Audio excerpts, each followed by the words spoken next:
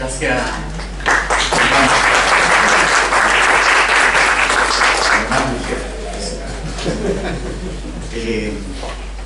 Bueno, me ha agradado estar aquí y tratar de contarle una historia.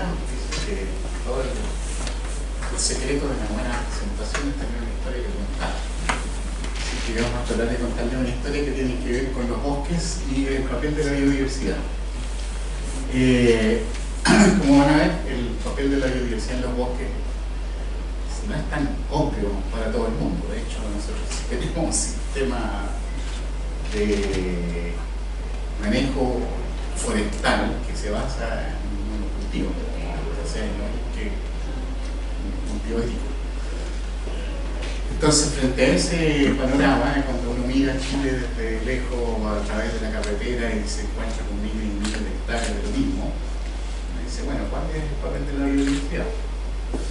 ¿Tiene alguna relevancia o no? Y sobre todo ahora que vivimos en un mundo en cambio, y ese cambio finalmente tiene que ver con factores que afectan negativamente a la biodiversidad, nos preocupa saber qué va a pasar con el funcionamiento de nuestros bosques en el futuro, asumiendo que va a haber pérdida de biodiversidad. La próxima diapositiva que va a ser yo es que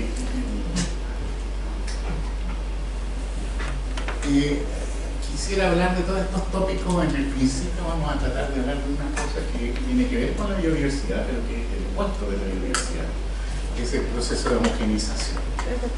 Los paisajes tienden a homogenizarse y este proceso es una consecuencia de la globalización. La globalización es el proceso por el cual, si uno está caminando por las afueras de Santiago de Chile o las afueras de Los Ángeles, California, o las afueras de Madrid, se encuentra con los mismos paisajes. Y eso tiene que ver con ese proceso, que tiene que ver con la antropogenización, y vamos a ver que incluso algunos hablan de que este periodo debe llamarse el antropoceno. Porque los ecosistemas que aparecen ahora, los ecosistemas que vamos a ver también en relación a los bosques, son ecosistemas que se llaman noveles, que tienen que ver con la actividad humana. Vamos a conversar de un síndrome que tiene que ver con el bosque vacío. El síndrome del bosque vacío es bastante conocido entre los ecólogos, y tiene como causa la pérdida de biodiversidad. Y por último, hablar un poco de los patrones de biodiversidad en Chile, donde está concentrada la biodiversidad y qué podemos hacer para conservarla.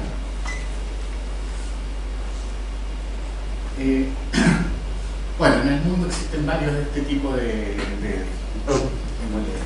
assessments, son evaluaciones del estado de la biodiversidad del planeta o del estado del ecosistema del planeta, y en casi todo se observa un decrecimiento pronunciado de la cobertura de la mayor parte de los tipos de ecosistemas o biomas. Tiene el bioma mediterráneo, uno de los más afectados. Nosotros en Chile vivimos en el bioma mediterráneo, así que uno de los problemas que tenemos es la desaparición de los paisajes naturales de ese bioma en gran parte del año. Los bosques templados nuestros, que son del tipo bosques de angiospermas de hojas anchas, que vamos a ver después distinguido de los bosques de coníferas, tienen menos del 50% de la cobertura original. O sea, la mayor parte de estos biomas, ustedes ven, están en esa condición, salvo con principalmente el bosque tropical húmedo, que todavía mantiene una buena porción de su distribución original, pensando especialmente en la Amazonía. Pero eso está cambiando también. Los principales forzantes o drivers, o como se llama la palabra ahora, de estos cambios son la actividad humana a través del cambio en el uso del suelo, lo que se llama cambio de cobertura o cambio de uso del suelo, que es la barra negra que está ahí, que representa el mayor porcentaje de los factores que los expertos identifican como causantes de pérdidas de biodiversidad. Hay varios otros factores, como ustedes ven: el cambio climático, la composición de la atmósfera, el carbono de la atmósfera, los intercambios bióticos. Todos están relacionados, pero se sinergizan todos esos efectos de alguna forma en el cambio de cobertura del suelo. Uno de los símbolos más interesantes de este cambio son los caminos. Los caminos son siempre considerados una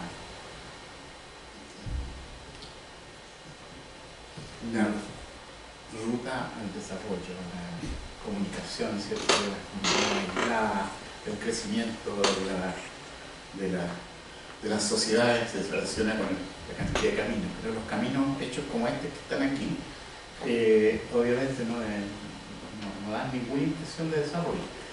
Estos caminos existen en el sur de Chile, están presentes ahí, están construyéndose algunos en este momento, y muchos de ellos con este mismo tipo de descuido por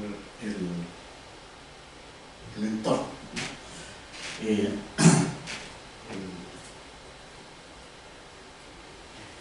Otro ejemplo de camino construido para el desarrollo de las regiones al sur de Valdivia, en la zona de la carretera costera, que se llamaba de la 10ª región, que es la supuesta alternativa que se iba a hacer la Ruta 5. Bueno, todo eso quedó en este destrozo gigantesco. Si ustedes van a ver esos lugares, era una consternación no poder hacer nada. El desarrollo entonces es una vía que ha conducido a la destrucción de muchos hábitats. Una de las controversias más que me acuerdo cuando era estudiante, siempre decíamos, no, pero si la gente que vive, los habitantes rurales, son los que destruyen el bosque, siempre están cortando árboles, ¿cierto?, quemando lugares para...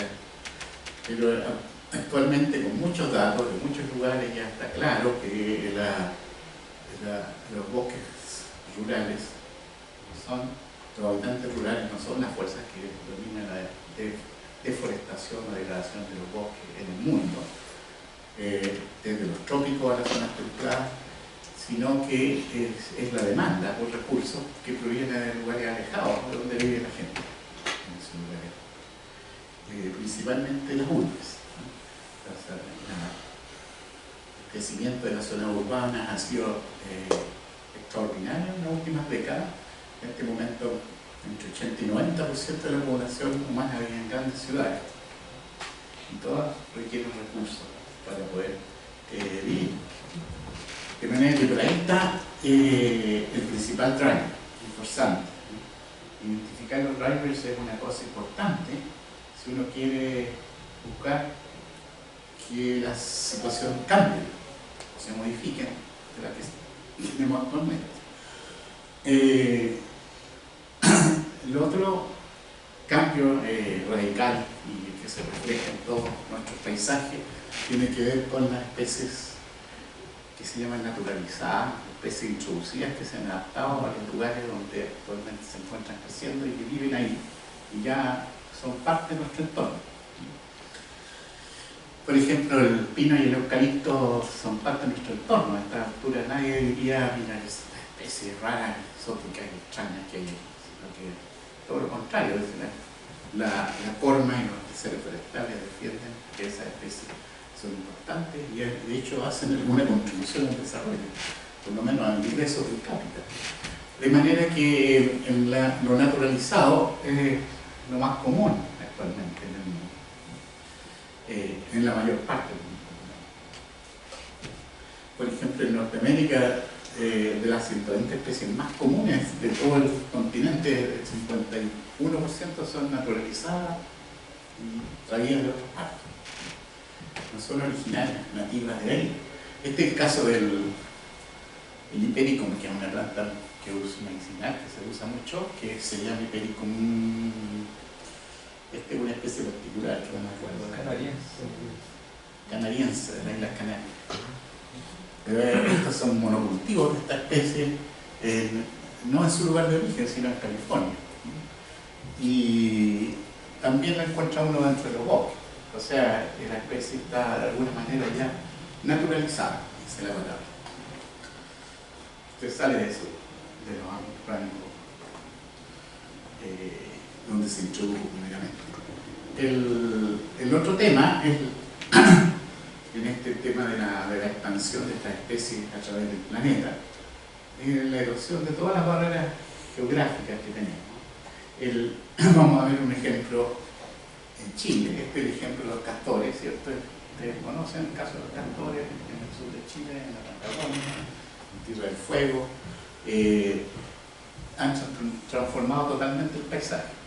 O sea, todo lo que tenemos en Patagonia en este momento, en Tierra del Fuego, no debería hablar de toda la Patagonia, pero ya los castores están avanzando hacia el norte de la región, de manera que puede ser una situación que se vea en muchas partes después, pero en este momento el paisaje está totalmente transformado, ya no es lo que había originalmente.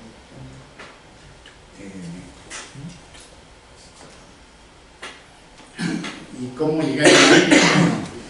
Fabián les puede contar la historia, seguramente ya la ha contado, así que no la voy a repetir.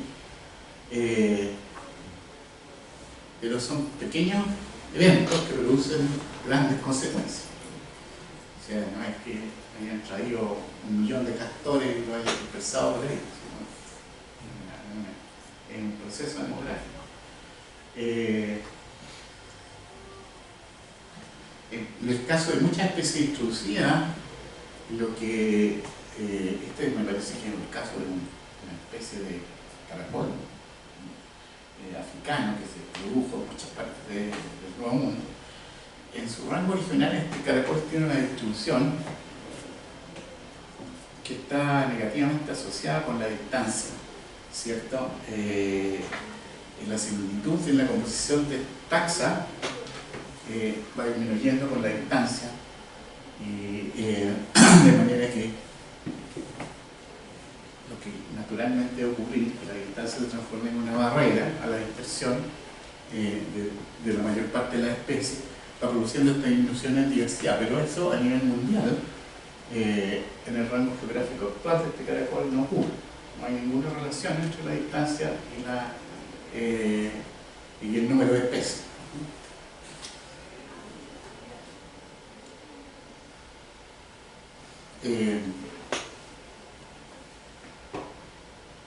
Entonces la consecuencia para todos ha sido que se han ido formando ensambles nuevos, los ensambles del antropoceno, ensambles de especies que antes no estaban o nunca han estado juntas, siempre han aparecido espontáneamente en estos lugares y se han naturalizado.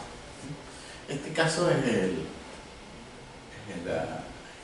río Callecay, en Valdivia, y las especies que están ahí presentes son todas exóticas, nada nativo. Ulex europea, la flor amarilla, el pino radiata y el eucalipto. Este es el paisaje del bosque nativo, atrás. Y este es el paisaje que prevalece ahora en todo ese sector. Si uno va con un grupo de turistas a conocer el sur de Chile y navega por los ríos Callicayes, se encuentra con este tipo de entorno que no tiene nada que ver con el país. Otra evidencia de esta transformación de los paisajes en la zona de bosque, en el este de Estados Unidos. Ustedes saben que el este de Estados Unidos fue descolonizado tempranamente y cambiado a través de la deforestación, muchas plantas de cultivo, ganado, etc. El este de Estados Unidos tenía un tiempo en que tenía muchas zonas de hacienda, de farming, ¿cómo se llama eso? De agricultura. Eventualmente todo eso desapareció y actualmente uno ve, si ustedes van a al este está Nueva York, que no sé, a donde van a visitar, van a encontrarse con muchos bosques, todo verdecito lleno de bosques. Todos son bosques de 60, 70 años. Son bosques que se criaron después que esos lugares de pastoreo, pradera, de campo fueron abandonados. Y en este gráfico lo que se trata de mostrar es cómo ha sido el cambio en la composición de especies. Esto es quizá un poco complejo, pero lo voy a tratar de explicar lo mejor posible. Este es un índice de ¿cómo se llama? Análisis de correspondencia, que es un análisis multifactorial. Son muchas especies. Entonces, en este eje tenemos el factor que determina la diferencia que hay entre los lugares. O sea, mientras más juntos aquí se parecen más en composición florística. Y mientras más separados se diferencian más. Y si uno mira el tiempo, esta es la escala de tiempo. Esto es 1000 años antes del presente y eso es actualmente.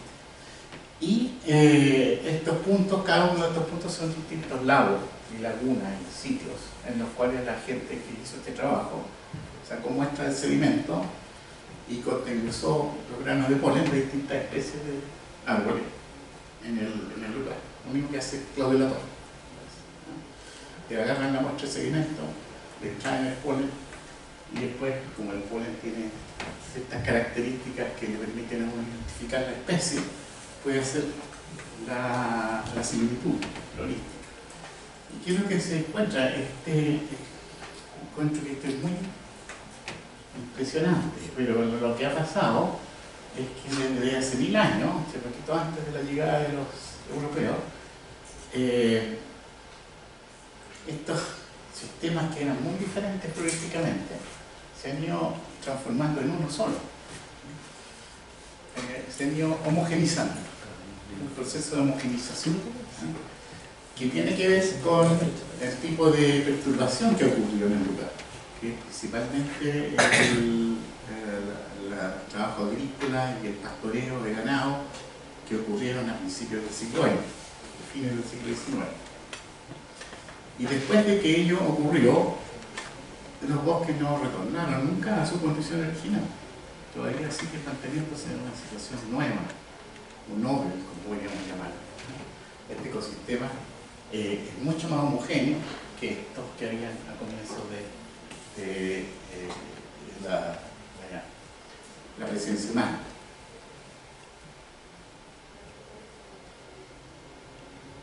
En Chile también tenemos procesos de homogenización similares ocurriendo en este momento y tienen que ver con el cambio de los bosques nativos, de las plantaciones, ¿cierto?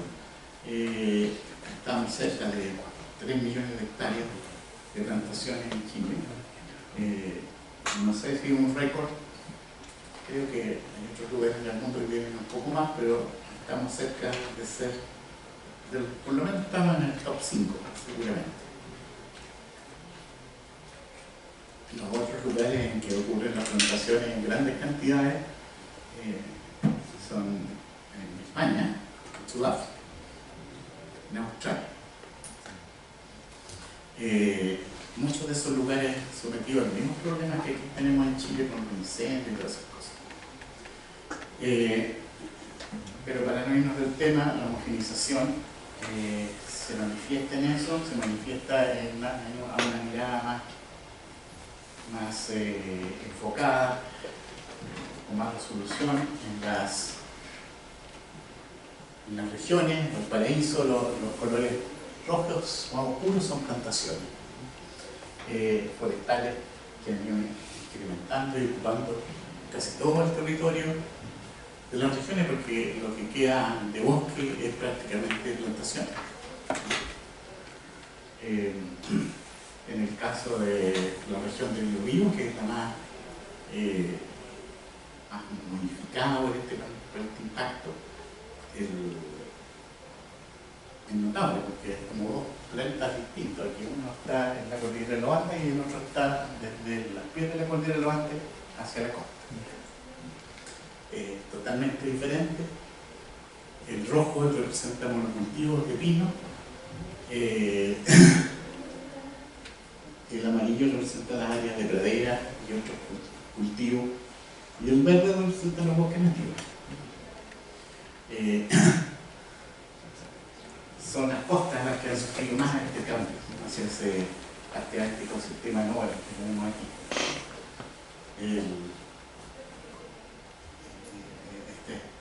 Esta combinación es interesante en Chiloé.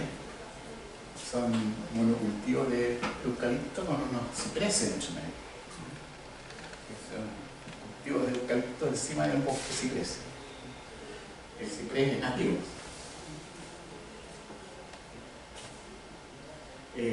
Otros casos de transformación en estos ecosistemas nobles que es difícil retrotraer a la condición original, tal como ocurría en el este de los Estados Unidos.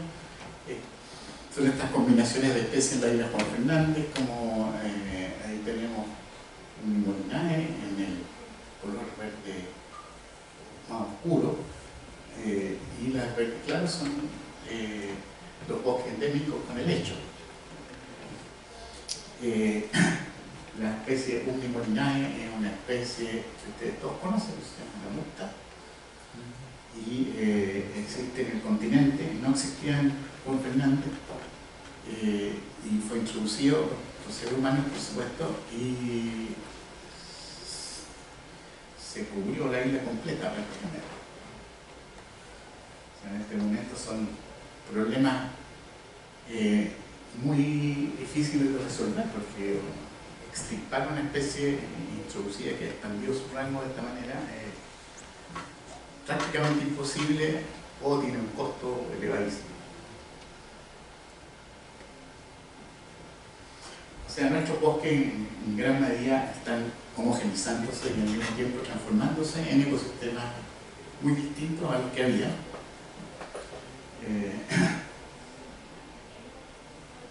Y que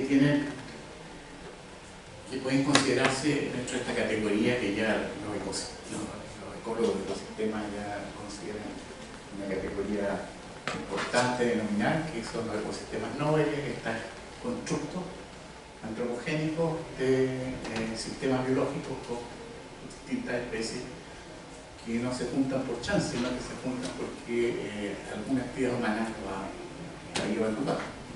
Entonces, el problema es que hay ciertos umbrales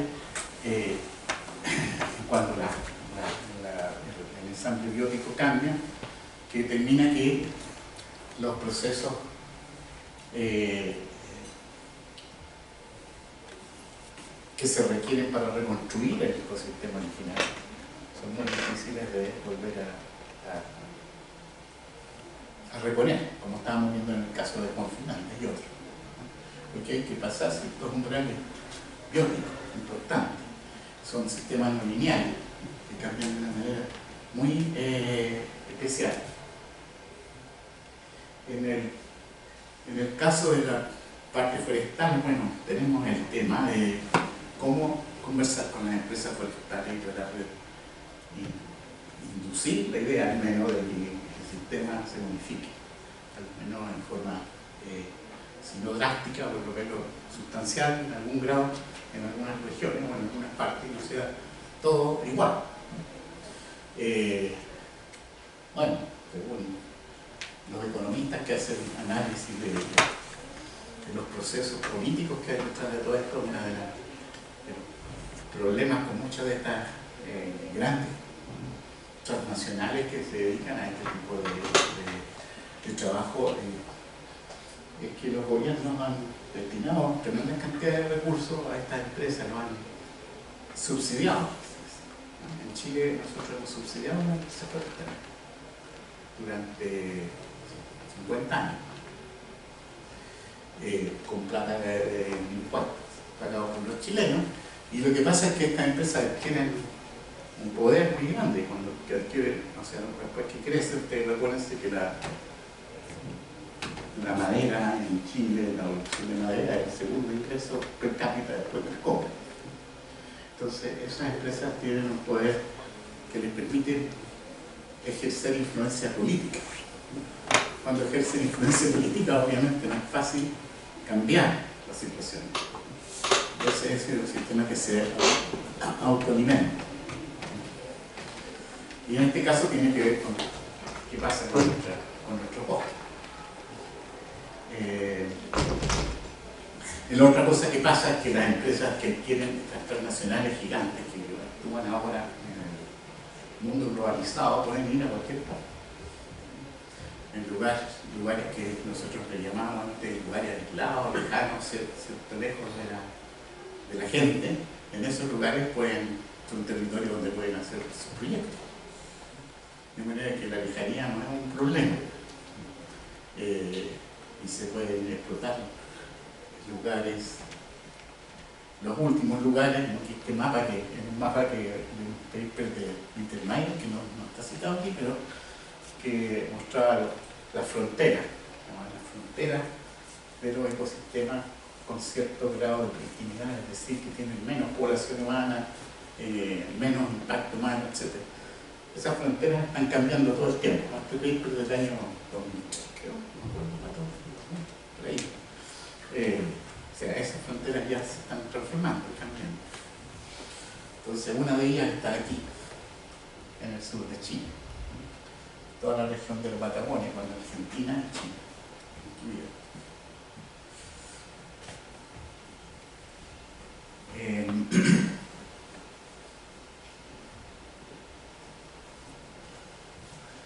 Bueno, los ecosistemas también se van simplificando, ¿no? Además, no solo hay una transformación en la diversidad de especies, sino también en la estructura.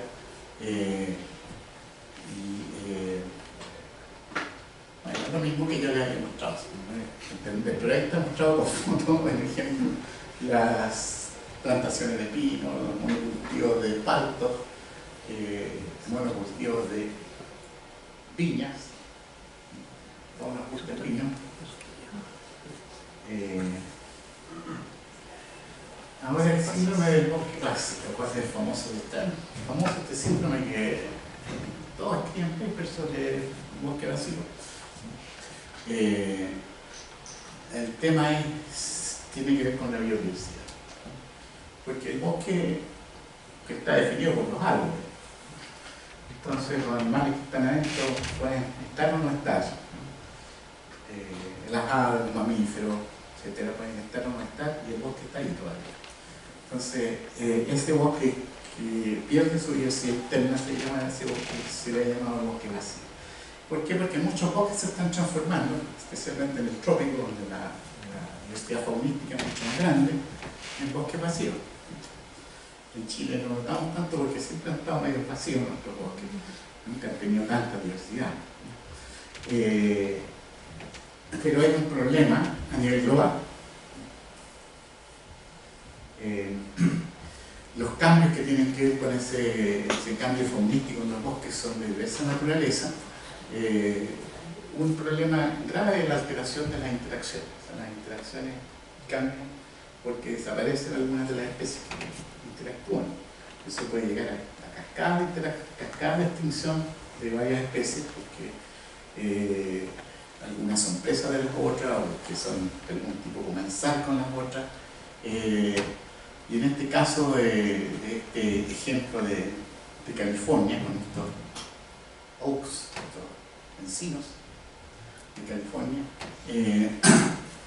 hay especies introducidas que ahora atacan estos oaks y hacen agallas, ¿cierto? Y van eliminando las especies nativas, que de alguna manera mostran una cierta diferencia en su capacidad de interactuar con estos encinos. En el bosque de Chile vamos a un ejemplo para que veamos que también tenemos una fauna que es importante y que está asociada al bosque y que en algunos casos está desapareciendo. Los bosques se han degradado a tal magnitud que desaparecen. Y una de las razones por las cuales desaparecen tiene que ver con los árboles muertos. Por eso puse el ejemplo con los árboles muertos en pie, que se llama. que los gringos le llaman snacks, son unos árboles gigantes que están de pie, pero no caen. Pero tienen unas características especiales, por ejemplo, tienen cavidades, tienen lugares donde hay insectos y bichos que viven en la corteza, entonces sirven de lugares de alimentación de otros organismos. Entonces en Chilhaven, por ejemplo, que nosotros que ocupan todos estos árboles muertos, tenemos carpinteros, lechuzas, águilas, aves insectívoras, martín pescador, y lo usan para distintas cosas. Algunos nidifican en las cavidades de los árboles. Los que nidifican en las cavidades, si desaparecen los árboles muertos y desaparecen las cavidades, hasta ahí nomás llegó el bicho. Hay algunos experimentos bonitos que se han estado haciendo en el sur, reponiendo estas cavidades, usando cavidades artificiales, casitas viveras, por ejemplo, que parecen que en algunos casos tienen efecto de hacer volver a las especies, aumentar la densidad de nuevo. Otros lo usan como plataforma de caza, por ejemplo, martín pescador, para en los ríos. Nosotros los vemos a veces, ustedes se han ido a algunos ríos del sur de Chile, pueden ver los árboles con estas ramas grandes sobre el río, donde el martín pescador observa su alimento, sustratos, bueno, muchas cosas, hibernación, sitios de descanso, sitios de vigilia, paraderos de caza, etc. Y también mamíferos, y también reptiles. Y probablemente de ahí se escapan muchos otros. Pero hay una cantidad de fauna que nosotros podríamos predecir que van a disminuir, al menos en densidad, y que probablemente van a desaparecer de los hábitats de bosque, en la medida en que los bosques, la estructura del bosque se va simplificando, cambiando y transformando en un bosque que no tiene más árboles de estos grandes muertos. Entonces el síndrome de bosque vacío tiene un montón de consecuencias que eventualmente llevan a cambios composicionales y estructurales grandes, a gran escala, cuando llegamos a estos bosques degradados. Bosque degradado, por ejemplo, ese bosque que ya no tiene árboles muertos en pie, que han desaparecido muchas de las especies del sotobosque. Por ejemplo, muchas aves en Chile ocupan el sotobosque como lugar de movimiento, ¿no? Están todos estos rinocríptidos, ¿cierto?, que se mueven en el sotobosque y se protegen bajo las matas de quila o los matorrales. Si desaparecen esos arbustos, las especies ya no están, porque quedan desprotegidas contra los depredadores.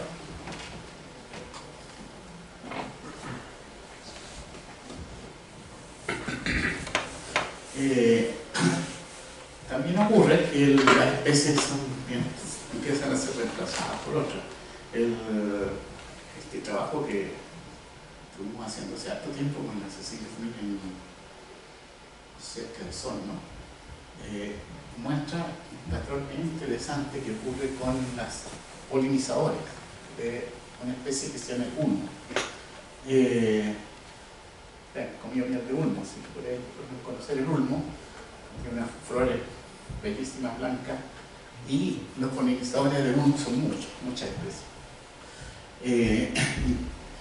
Principalmente sus polinizadores son tres en realidad, o dos en realidad. El bombus, que es una especie nativa, el abejorro nativo, y apis, que es la abeja de la miel, la apis mellifera introducida, abeja europea.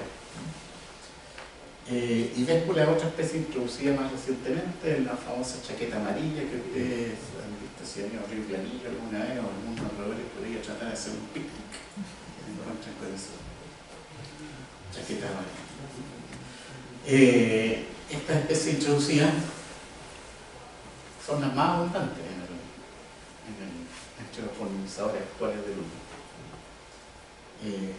Y el bombus, todo lo contrario, ha disminuido en los sectores que están más alejados del área protegida, que es este Parque Puyehue. El Parque Puyehue es un área grande protegida, en la cual también están las especies introducidas, pero por lo menos no está Véspula, y el apis está un poquito menos abundante que afuera, y eso salva la población de especies mongus. Según lo que dice Cecilia, esta especie de mongus se ha disminuido en todo el sur de Chile, está desapareciendo actualmente. Y no sabemos si es efecto directo de esta especie introducida, pero bueno.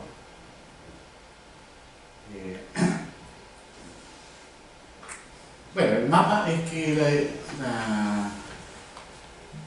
antropoceno nos ha traído una pérdida gigantesca de biodiversidad, discusiones y cuánto es el orden de magnitud de esta pérdida de diversidad, pero en este momento las estimaciones, que estas son antiguas, del Millennium Ecosystem Assessment que se hizo en 2005 en el mundo, estamos pensando en varios órdenes de magnitud en estas últimas décadas. En la predicción futura, si uno proyecta las pérdidas de hábitats, hacen pensar que van a ser más grandes, o sea que no hemos llegado al tope de esa extinción. Y un problema, ¿sí? Un problema de las investigaciones de procesos de extinción y sus consecuencias es que casi todos estos procesos son sinérgicos. Y nosotros sabemos de todas las sinergias que hay entre ellos. O sea, las invasiones de especies y el cambio de hábitat. Piensen en dónde ocurren las invasiones de especies, de los hábitats que son degradados, modificados de alguna forma. O el cambio climático, ¿cómo afecta el cambio climático a las especies y los hábitats?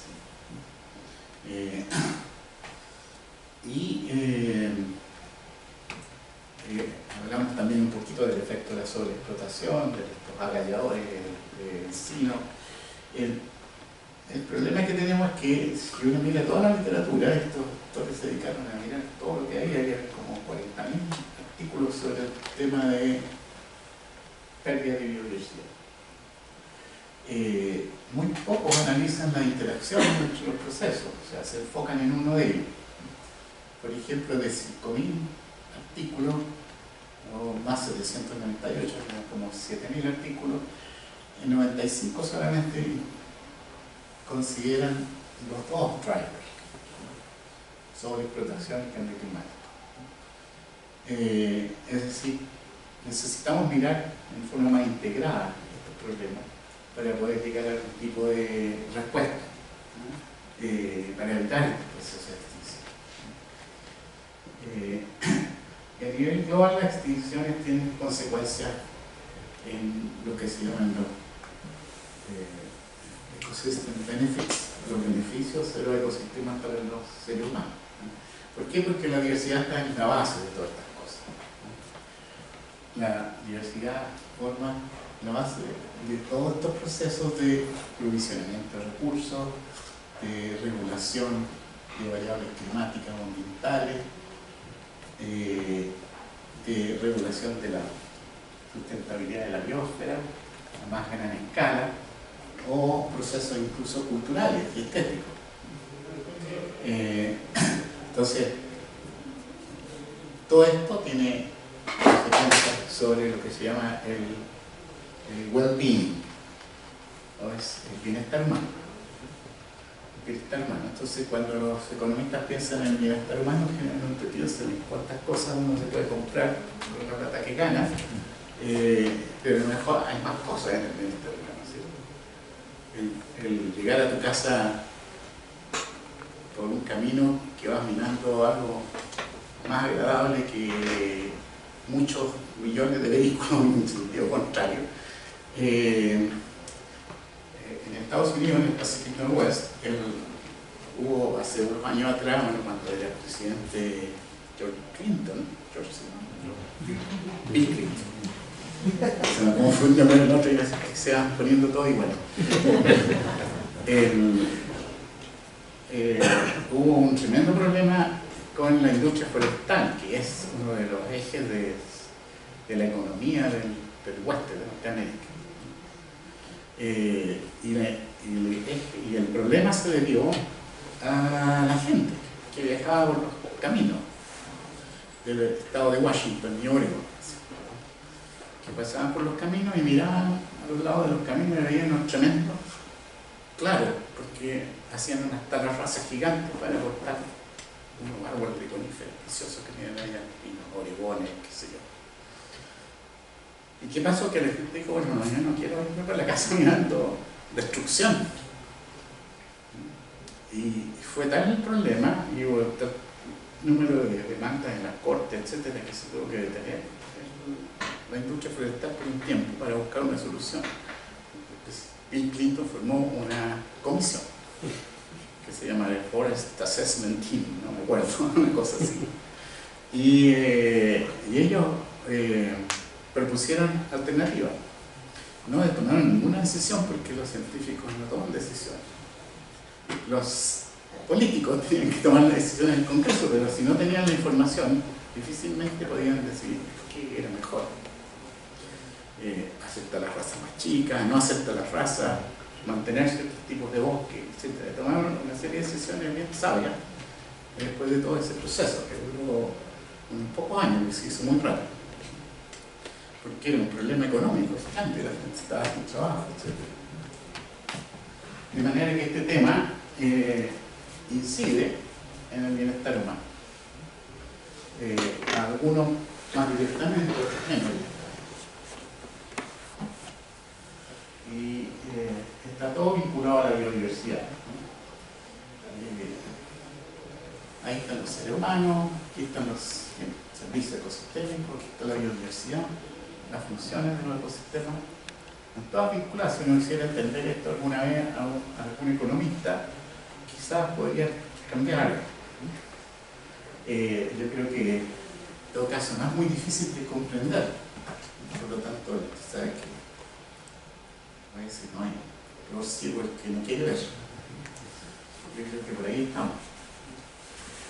Faltan un par de cositas y termino.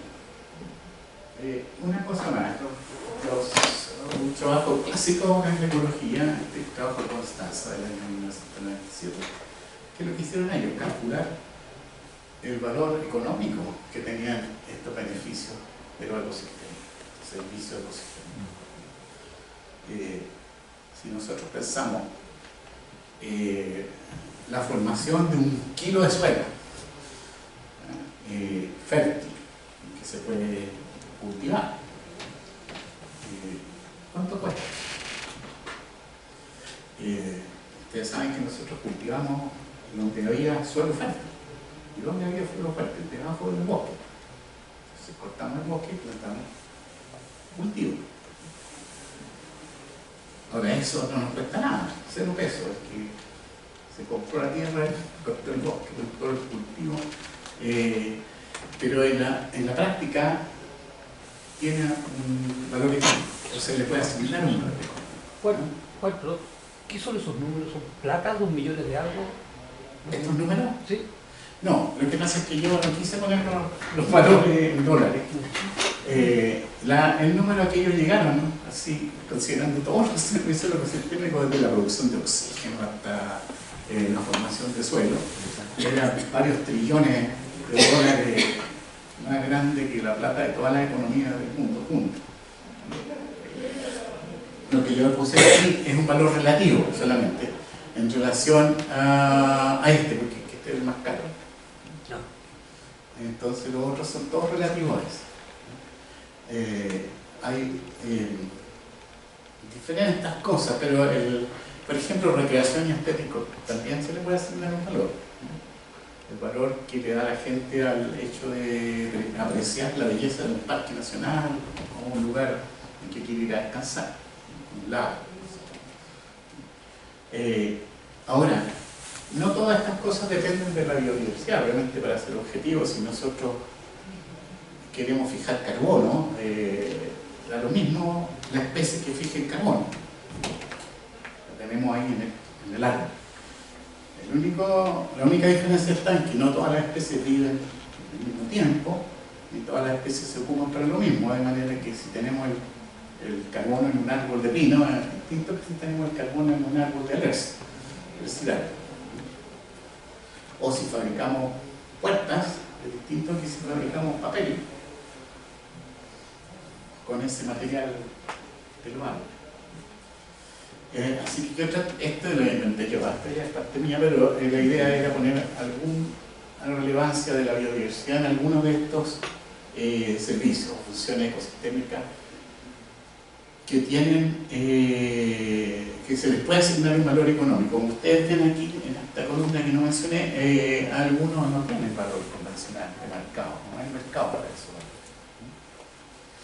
Otros sí, otros tienen pequeños valores y otros tienen grandes valores como la producción de alimentos. De manera que es toda una sistemática compleja de objetos, valores, elementos. Dependen mucho de lo que la gente está dispuesta a pagar, de muchas cosas. Hay mucho trabajo en este tema. La reunión de la Sociedad de Ecología en Estados Unidos, que es un proyecto de Kentucky, se hizo con la Sociedad de Economía Ecológica. Algo así se llama. Hay gran cantidad de trabajo y pensamiento en esa área. Un ejemplo interesante es este de los polinizadores.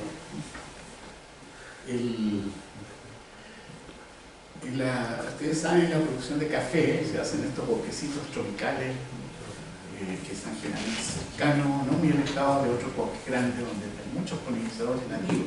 Y estos polinizadores nativos polinizan también el café. Y la producción de café está positivamente correlacionada con el número de especies de abejas nativas que están presentes en esa vegetación. By the way, o sea, parecido, hicimos trabajos con el Juan Luis hace poco, que quizás hay que publiquen, en que mostramos que en el palto pasa exactamente lo mismo.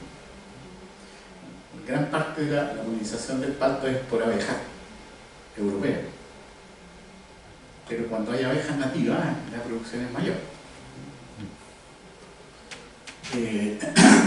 Eso es un servicio ecosistémico que uno le puede hacer un costo, porque eliminarlo disminuye la producción, ¿cierto? Estoy terminando ahora, que se vayan a su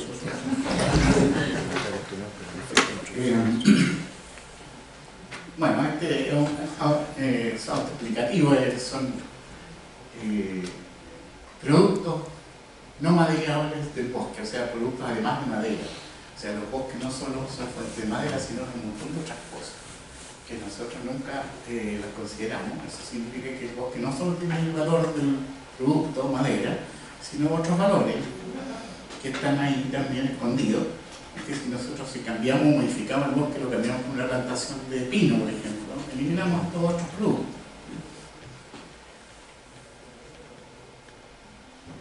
Pérdida de biodiversidad. Esto me lo voy a saltar y voy a hacer aquí el último punto, que es dónde está la biodiversidad, de qué vamos a hacer. La biodiversidad en Chile está concentrada en ciertas partes del país, ¿no? Por lo menos para el caso de vertebrados y plantas vasculares. No es que las plantas no vasculares, la biodiversidad está en otros lugares, pero no voy a echar esa discusión ahora. ¿Y por qué pasa esto? Porque hubo hielo en Chile hace 10.000 años, 11.000 años atrás, la última era el hielo. Este es el sur de Chile, esto es Chiloé, la región de los lagos. El hielo cubría hasta la línea roja, y eso está súper bien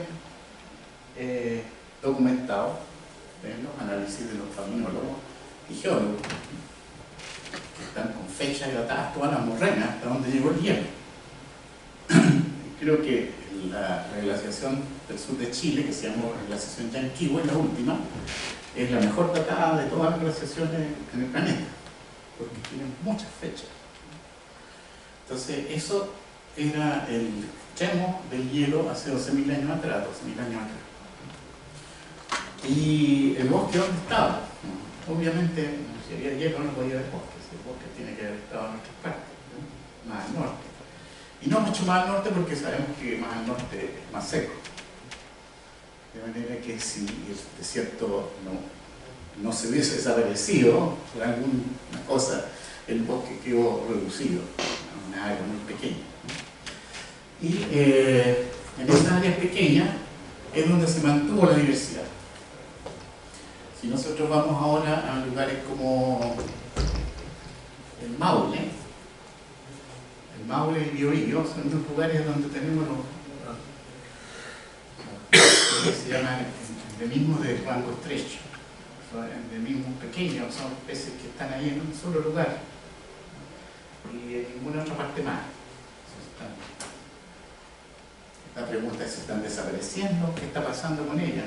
En muchos casos no se sabe bien, pero en casi todos los casos la especie no tiene muy buen pronóstico.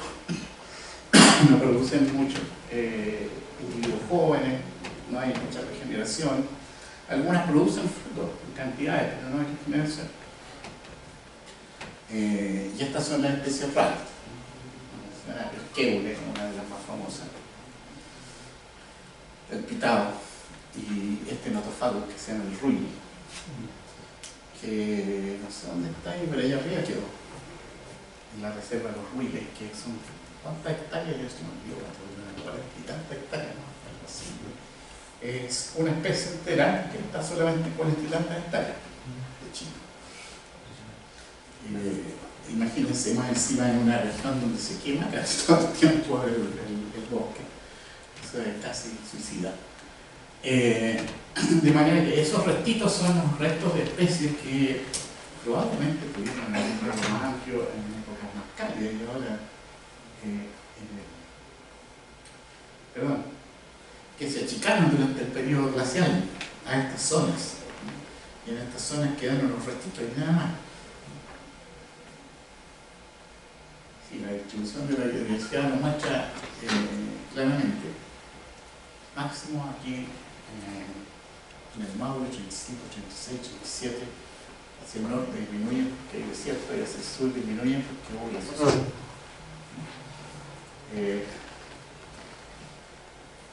De manera que ahí es donde tenemos la concentración de la diversidad. Nosotros mostramos en un trabajo anterior que también esto tenía que ver con no solo la concentración de la diversidad, ahí están muchos grupos de organismos que muestran concentraciones de diversidad en estas zonas de latitudes medias, llamémosle aquí en Chile. Pero el problema principal es que tenemos además las concentraciones de seres humanos y la concentración de actividades forestales y la concentración de actividades agrícolas. Todas juntas. Entonces es difícil hacer una ecuación de eso que no signifique pérdida de especies. No es solo el problema de Chile, sino que es un problema de muchos países, porque en muchos casos la diversidad de especies está correlacionada positivamente con la población humana, lo cual no es muy raro porque la población humana gusta ponerse en los lugares que son más menos estresantes, menos extremos. Ahí es donde está la conservación de la diversidad. Así que vamos a competir con la diversidad nosotros como seres humanos y que vamos a ganar a esto. Y voy a terminar con esta última cosa. ¿Qué se puede hacer? Opciones. Yo creo que hay opciones, pero las opciones requieren cambios radicales de la forma de mirar cómo hacemos las actividades productivas. Y no lo digo solo por lo forestal que está retratado aquí en esta tabla, sino que también pensando en la actividad agrícola, que también se puede hacer de muchas formas, solo una forma. Aquí hay principios que se podrían aplicar, de hecho, a la actividad forestal o agrícola. Algún principio, por ejemplo, reversibilidad, es un principio básico que permite una cosa que los economistas le llaman opciones de futuro, opciones futuras. El valor, ¿cómo le llaman? El nombre se olvidó. Pero siempre existe la posibilidad de que en el futuro los humanos que vivan en 40 o 50 años más quieran hacer otra cosa en el lugar donde está lleno de plantaciones. Entonces, ¿cuáles son las posibilidades de tener valores de opción futura en distintos lugares? En cuanto a la diversidad, que es lo más que nos interesa a nosotros, ¿cuántos de estos sistemas productivos están asociados con mediciones de largo plazo de indicadores de la biodiversidad? A nivel de rodal, a nivel de paisaje o a nivel de región. Ahora, el INFOR está haciendo una medición, como la primera vez que lo escucho que se esté empezando a hacer, no sé muy bien la magnitud, la dimensión de eso. Bueno, el manejo adaptativo, responsabilidad colectiva, esto es salir un poco del esquema que no nos podemos salir, que es de la propiedad privada. ¿Cómo hacemos para que la conservación sea un proceso a nivel del territorio, del paisaje? Y otras cosas, mitigación de impactos, todo eso queda en pendiente. Y los científicos, ¿qué podemos decir de todo esto? Bueno, yo dejo solo este mensaje que es un poco deprimente, pero de todas maneras me parece que es bueno que lo conozcamos. Este pensamiento viene de un señor que se llama Ronald Ludwig, que es un ecólogo marino, no dice nada. Sí, porque no se todo mal, está hecho para ecólogos marinos de Canadá, ¿no? Es el problema de que no todas las cosas se pueden solucionar con más ciencia.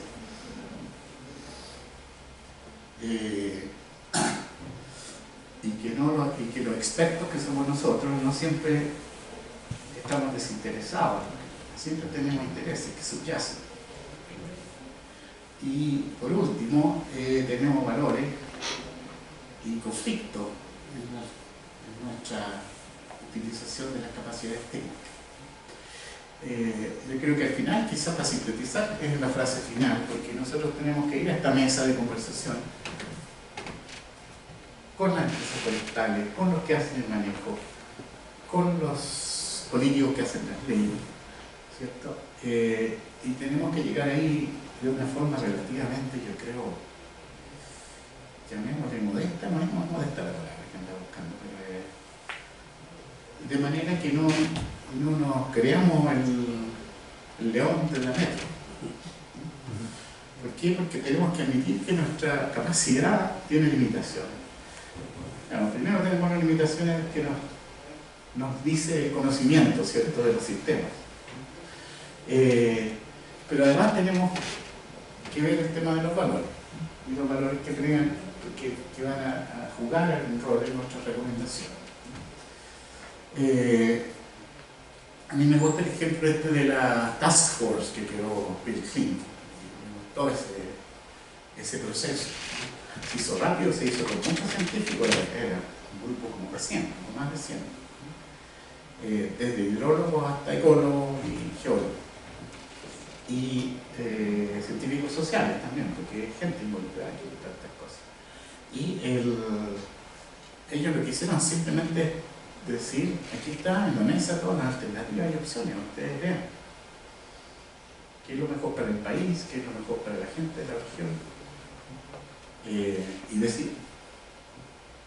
Pero les vamos a decir claritos cuáles son las consecuencias de elegir lo opcional, simpleos, etc. Para la diversidad, para la extinción, para la especie, etc. Y las opciones económicas. Eso es lo que les quería contar. Creo que necesitamos muchos más científicos, bastantes jóvenes también, trabajando en este tema, para poder llevar la voz a estos distintos ámbitos que ya no nos podemos separar tan fácilmente de lo que es el ámbito de la acción política, de la empresa, ¿cierto?, y de la sociedad en general. Tenemos que ponernos en traje de Tony, no sé, algún tipo de traje para poder conversar con todos. Y conversar con todos significa tener alguna capacidad de entender qué es lo que la gente está diciendo. Ya, podemos contestar alguna pregunta si quedan un minuto.